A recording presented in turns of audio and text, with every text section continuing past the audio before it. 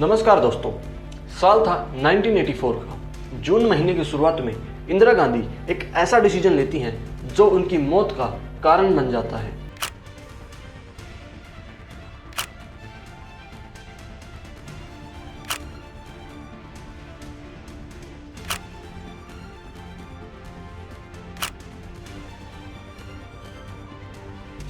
Golden temple Amritsar में Indian army को भेजकर एक ऑपरेशन ब्लू स्टार करवाती है, जिसकी वजह से पूरा सिख कम्युनिटी उनके खिलाफ हो जाता है।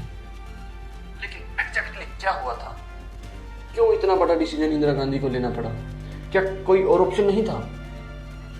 चलिए जानते हैं आज की इस हिस्ट्री के वीडियो में। मैं हूं हिमांशु शोकन। has proclaimed emergency. This is nothing to panic about.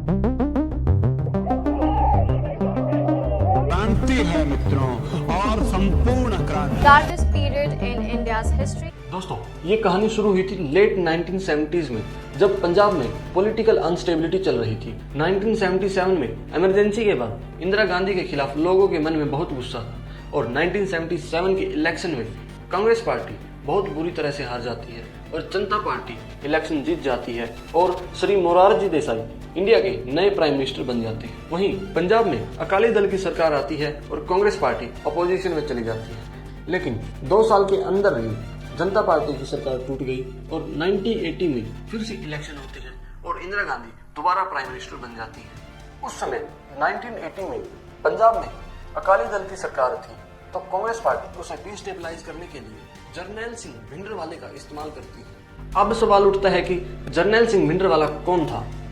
एक डमडमी टकसाल का मुखिया जो सिखों की एक रिलीजियस इंस्टीट्यूट थी। शुरुआत में तो वो सिर्फ एक रिलीजियस प्रीचर था जो रिलीजन की प्योरिटी की बात करता था। भिंडरवाले का कहना था कि सिख अपनी ट्रेडिशनल आइडेंटिटी को भुला रहे हैं और वेस्टर्नाइजेशन की तरफ जा रहे हैं। भिंडरवाले की पॉपुलैरिटी इसलिए बढ़ी क्योंकि उस समय पंजाब में कई सारे सोशल इश्यूज थे। यूथ में अनएम्प्लॉयमेंट थी, नशे की समस्या बढ़ती जा रही थी और सिखों को लगता था कि सेंट्रल गवर्नमेंट उनके साथ डिस्क्रिमिनेशन कर रही है। आनंदपुर साहिब रेजोल्यूशन 1973 में पास हुआ था, जिसमें अकाली दल ने पंजाब के लिए ज्यादा ऑटोनॉमी की बात की थी। इसमें सेंट्रल स्टेट रिलेशन के लिए कई डिमांड्स थी, जैसे कि पानी के बंटवारे को लेकर और चंडीगढ़ को लेकर और लैंग्वेज को लेकर। वहीं 1982 में भिंडरवाले ने धर्म युद्ध मोर्चे की शुरुआत की। स्टार्टिंग में ये बड़ा ही पीसफुल था, लेकिन धीरे धीरे वायलेंट होता चला गया। हजारों प्रोटेस्टर्स को अरेस्ट किया गया, गुरुद्वारों में प्रदर्शन होने लगे। एक इंसिडेंट अप्रैल 1982 में हुआ जब निरंकारी संप्रदाय के गुरबचन सिंह की हत्या हुई और इस हत्या के आरोप भिंडरवाला पे लगे, लेकिन कोई एविडेंस नहीं मिला। इसके बाद जैसे वायलेंस की एक चैन शुरू हो गई। दोस्तों, एक सवाल यहाँ मैं पूछना चाहूँगा, आपको क्या लगता है जब किसी स्टेट में लॉ एंड ऑर्डर की समस्या होती है तो सेंटर को कैसे इंटरवेंस करना चाहिए? नीचे कमेंट में बताइए। दोस्तों, 1983 आते आते सिचुएशन और भी ज्यादा खराब हो गई।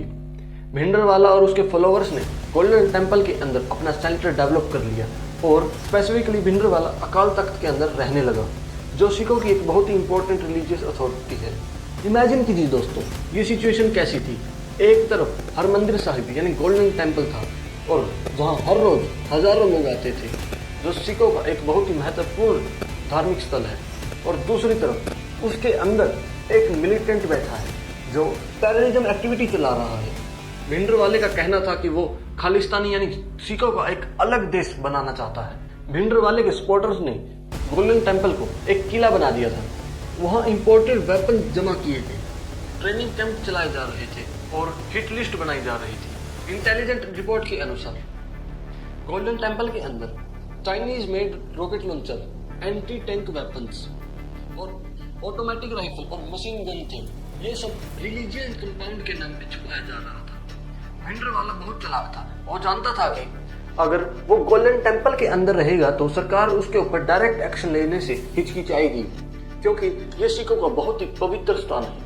और उसकी कैलकुलेशन बिल्कुल सही बैठी। सरकार को 2 साल तक हेजिटेशन रही। इस दौरान पंजाब में वायलेंस लगातार बढ़ता रहा। Moderate Sikh leader, police officer की टारगेटिंग किलिंग होने लगी। 1983 से 84 तक 600 से ज्यादा लोग मारे गए। अब सवाल है कि सरकार क्या करे। इंदिरा गांधी के सामने एक डिफिकल्ट सिचुएशन थी।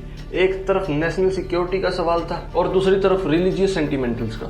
गवर्नमेंट ने नेगोशिएशन करने की भी कोशिश की।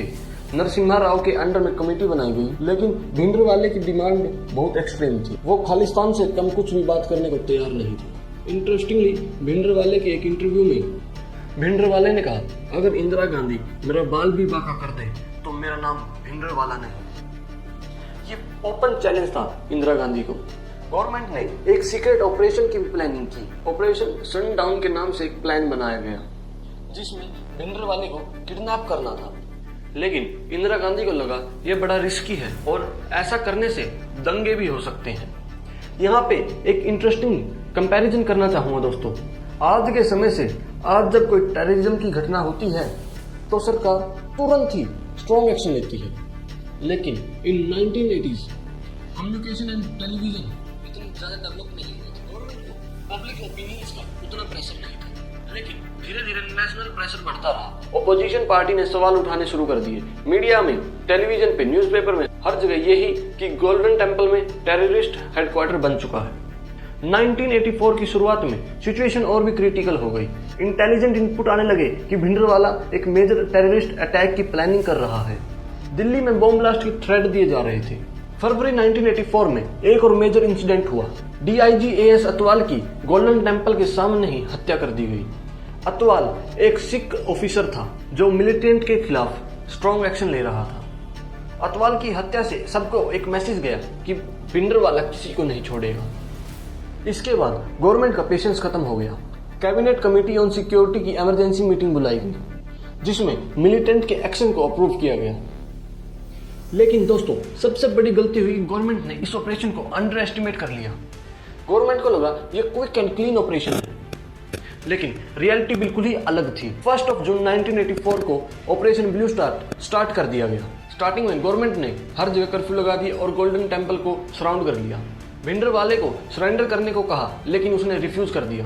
पहले दिन आर्मी ने लाइट वेपन्स का यूज किया। उनको लगा मिलिटेंट, जिसकी गवर्नमेंट को प्रॉपर इंटेलिजेंस नहीं थी, उनके पास रॉकेट लॉन्चर, मशीन गन जैसे हथियार थे। आर्मी को रियलाइज हुआ कि ये कोई ऑर्डिनरी मिशन नहीं है। दूसरे दिन आर्मी को टैंक का इस्तेमाल करना पड़ा। अकाल तख्त की दीवार बहुत ही थिक थी, जो नॉर्मल वेपन से पेनिट्रेट नहीं हो रही थी। 5 से 6 जून की रात को फाइनल हमला हुआ। टैंक ने अकाल तख्त की दीवार को तोड़ दिया और कमांडो अंदर गए और भिंडरवाला सहित तमाम मिलिटेंट मारे गए। लेकिन दोस्तों, इस ऑपरेशन की कॉस्ट बहुत बड़ी थी।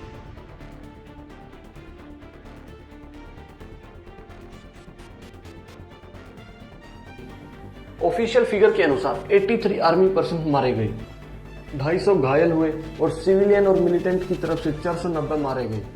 लेकिन इंडिपेंडेंट एस्टिमेट के अनुसार सिविलियन कैजुअलिटी हजारों में थी। लेकिन सबसे खराब बात थी कि अकाल तख्त की दीवार को काफी नुकसान पहुंचा और सिख रेफरेंस लाइब्रेरी भी तबाह हो गई, जिसमें रेयर मैन्युस्क्रिप्ट और हिस्टोरिकल डॉक्यूमेंट थे।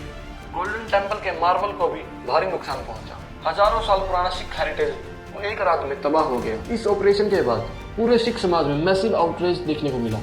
दुनिया भर में सिख इसको अपने धर्म पे अटैक मान रहे थे।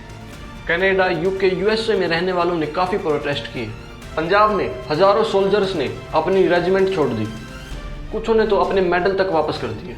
ये बड़ा प्रेसिडेंट था भारत की हिस्ट्री में। लेकिन सबसे डेंजरस बात है कि रिवेंज की भावना पूरे सिख समाज में फैल गई। रेडिकल एलिमेंट ने शपथ ली कि वो इंदिरा गांधी से बदला जरूर लेंगे। इंटेलिजेंस एजेंसीज को इंदिरा गांधी के लिए थ्रेड मिलने लगे। आईबी डायरेक्टर ने क्लियर रिकमेंडेशन दी कि सभी सिक्योरिटीज को रिप्लेस कर दिया जाए। लेकिन इंदिरा गांधी ने यह कहकर रिफ्यूज कर दिया कि भारत एक सेक्युलर देश है। उनका मानना था कि ये ऐसा करेंगे तो गलत प्रिटेंड होगा। दोस्तों, मैं आपसे एक सवाल पूछता हूँ, क्या आपको लगता है कि इंदिरा गांधी के पास कोई और ऑप्शन था ऑपरेशन ब्लू स्टार के अलावा? यह डिसीजन इंदिरा गांधी का उनकी जिंदगी का सबसे गलत डिसीजन साबित हुआ। इसके नेक्स्ट पार्ट में हम देखेंगे 31 अक्टूबर 1984 को एग्जैक्टली क्या हुआ और कैसे यह रिवेंज लिया गया।